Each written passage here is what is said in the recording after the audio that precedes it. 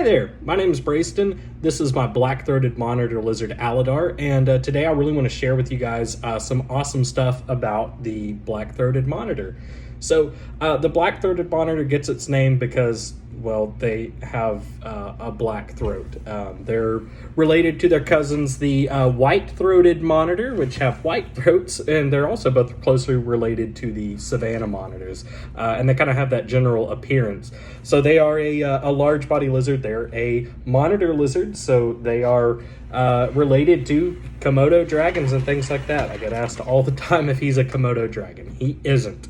Aladar is about 8 months old, and he's not even close to being full grown. Believe it or not, Aladar is actually a very friendly lizard. He's just really wanting to explore right now. But I want to talk really quickly about a few things that make these guys really awesome. The black-throated monitor, like its cousin, the savanna monitor, and the white-throated monitor come from Africa. Particularly, the black-throated monitors come from South Africa. They're commonly imported from the country of Tanzania. Despite being commonly imported, these guys are actually bred in captivity quite often, so much more so than their cousins, the savanna monitors. Basically, we kind of know what we're doing as far as breeding these guys, and they are much hardier and, in my opinion, a lot easier to care for because their diet is not going to consist of bugs, at least while they're a lot larger. This guy right here, I mean, he would be the size of a healthy adult savanna monitor. But they get so much bigger, but they do better on a diet with more vertebrate prey like mice and rats, chicks, ground turkey, things like that, whereas savanna monitors are really prone to getting that fatty liver disease you hear about a lot. Nobody in their right mind would look at this lizard and say this is a small little lizard, but like I said earlier, these guys can get so much bigger than this. Aladar grows super quickly, as any healthy growing black-throat monitor should do. Matter of fact, you can put them on a harness. This harness I bought 2 weeks ago and fit him a week ago, and now I'm already having to look for another one because they grow that quickly as long as they're being fed properly.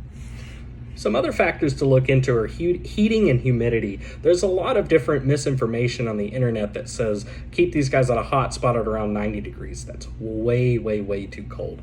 In fact, the person I got him from is keeping these guys 130, sometimes even 140 degrees on their hot spot with the ambient temperatures in the 80s. These guys really like it hot, but on top of that, they absolutely have to have a high humidity. Now, as you can see, Aladar is actually already in the process of another shed. It's hard to see maybe on camera, but he's looking a little duller than he usually is.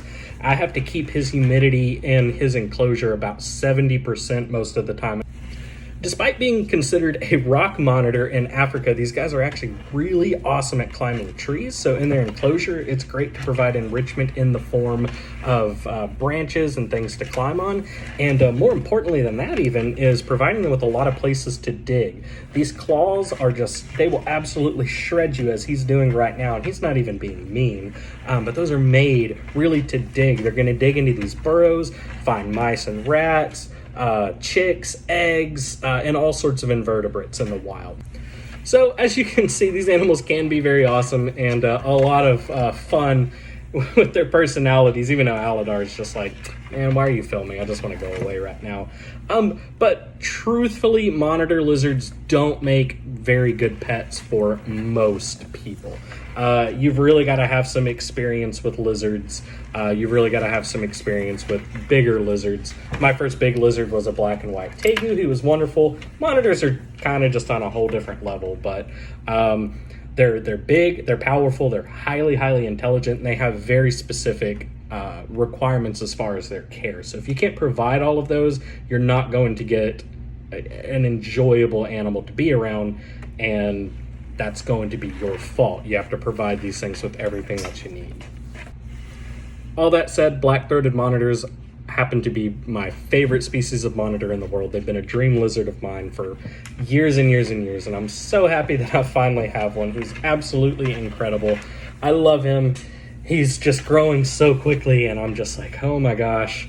It's so nice, you want them to get big and powerful, but sometimes you miss the little cute babies that'll just crawl all over you and all of that fun stuff. But anyway, I'm Brayston. This is Aladar. Wonderful lizard. Thank you guys so much for watching.